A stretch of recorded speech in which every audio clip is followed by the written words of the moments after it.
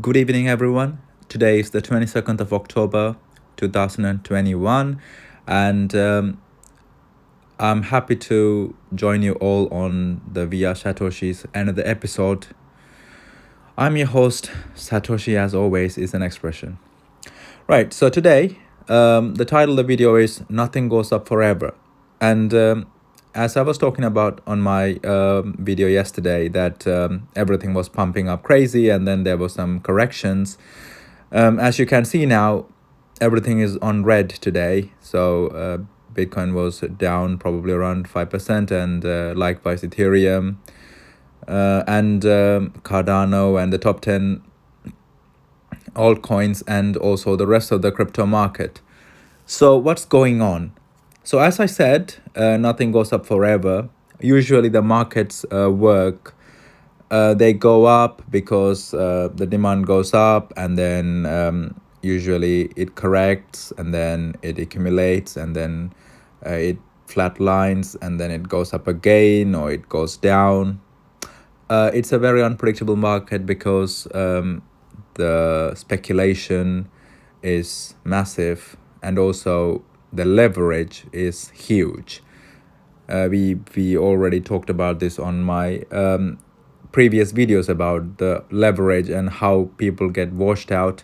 And if you guys didn't read the news, yesterday Bitcoin hit a low of $8,000 in the Binance US exchange for 1 minute. So Bitcoin went all the way down to $8,700, and then it recovered back up to $65,000 in 1 minute. That's how dangerous this market is. I'm not saying that that means Bitcoin is going to zero or anything like that. As I always say, I'm not a financial advisor and I'm not giving financial advice. Please research yourself, but you need to also educate yourself as well. So I'm here to share my opinions and thoughts and what I've learned, rather than pump cryptocurrencies and give hopium to people, even though there's a lot of potential.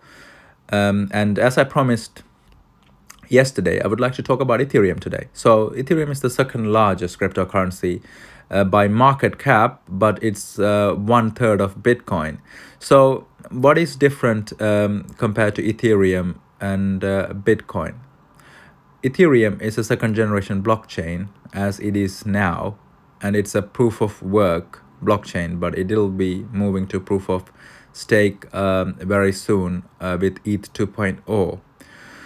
So it is a smart contract platform. So what are smart contracts? Smart contracts means is that they are trustless. So for example, if you go to a bank and you ask them to give you your money on the account, this is really funny because that's why I just broke into a slight laughter.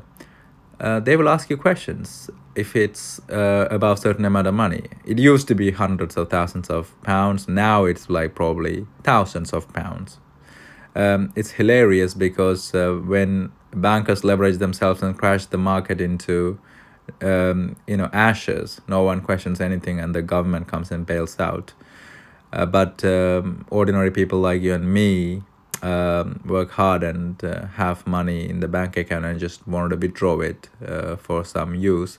They will ask you questions, and the CBDCs are going to make this more difficult. What is a CBDC? It's a central bank digital currency.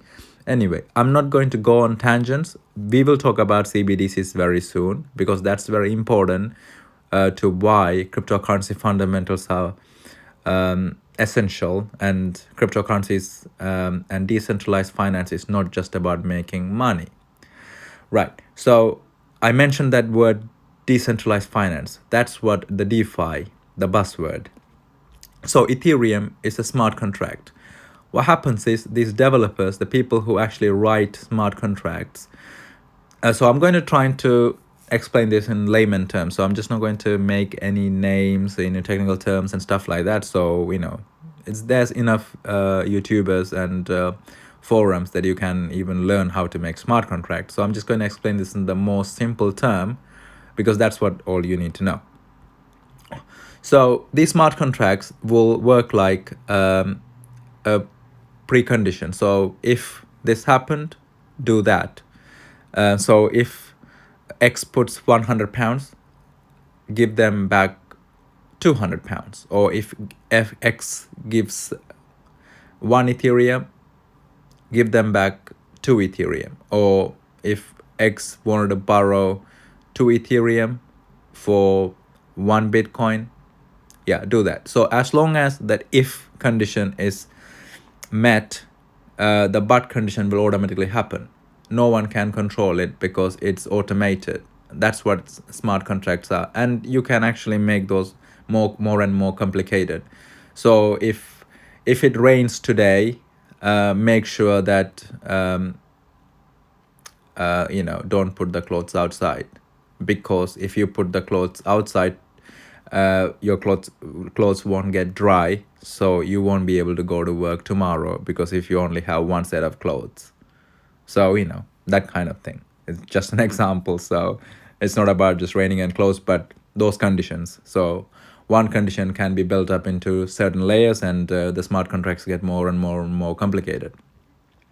So Ethereum is essentially a smart contract platform.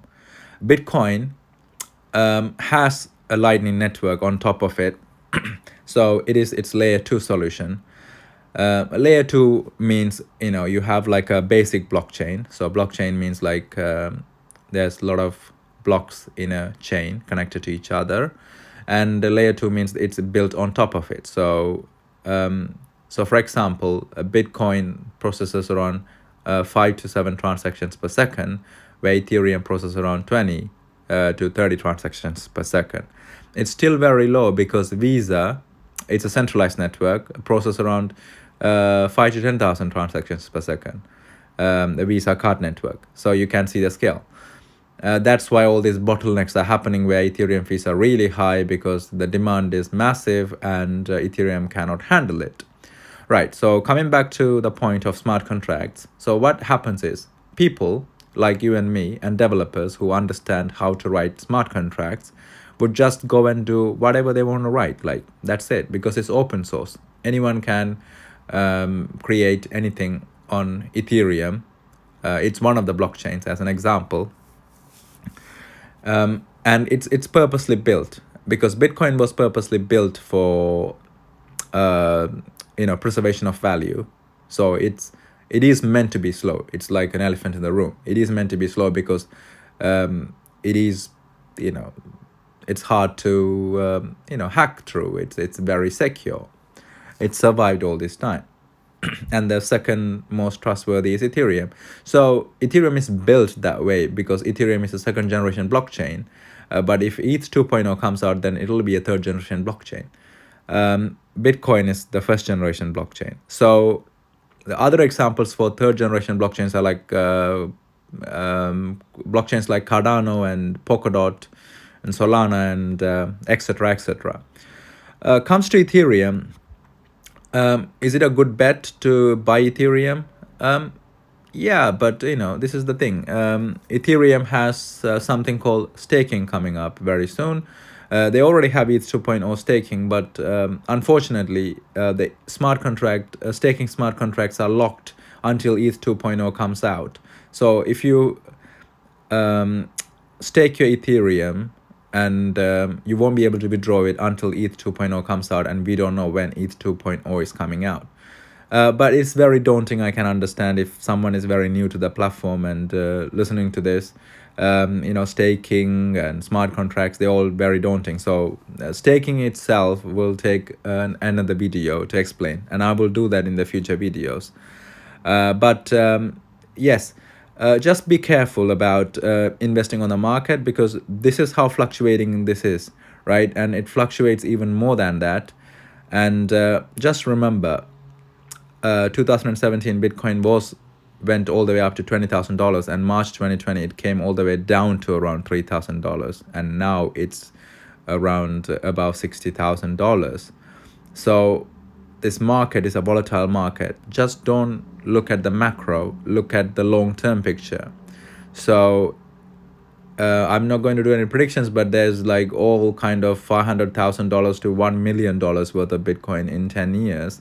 So if you can look at those scales, um, try to dollar cost average into things. So what dollar cost averaging means? Dollar cost averaging is you buy certain amount of Bitcoin every month, regardless of the price. So I decide to buy £100 worth of Bitcoin every month on the 15th. So today's Bitcoin is $60,000 or £48,000 or £45,000. I'll buy something. And then next month, 15th, Bitcoin went up to, I don't know, £50,000. Then I buy something. But then it went down in 3 months' time to £30,000. I'll still buy for £100. The difference is when the price goes down, I buy more, and the price goes up, I buy less. But then I'm dollar cost averaging it. And this is like kind of the most risk free of trading. So long term everything will iron out and you will be in profits. If someone actually did dollar cost average from 2017 after the peak, or like from the peak till now, they are all in profit, like massive amounts of profit.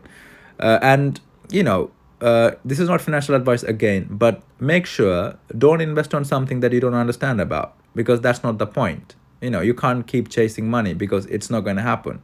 At some point you're going to make a massive error. So do some research and make sure that like don't try to oversmart the market, dollar cost average, or like if some of you are very clever, do trading or something like that, but or don't over leverage it, because it's dangerous. This market can just do funny things that no one can predict.